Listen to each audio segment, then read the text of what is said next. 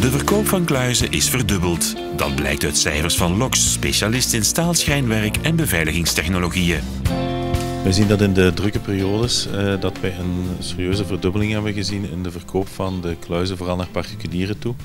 Waarbij dus dat de mensen in plaats, ik denk, van naar de bank te stappen, hun waardevolle spullen thuis extreem goed willen beveiligen door het aankopen van een kluis. Dus die zowel tegen braak als tegen brand gaat beveiligen. Hier hebben we een samenstelling van een gamma voor de particuliere markt.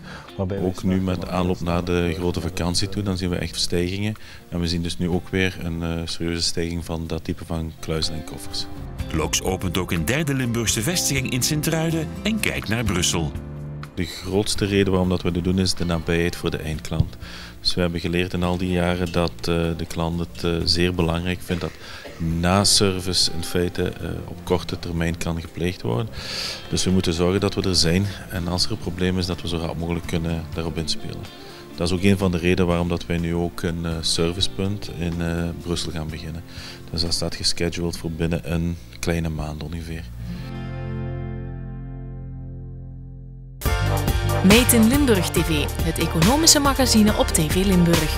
Elke donderdag na het nieuws.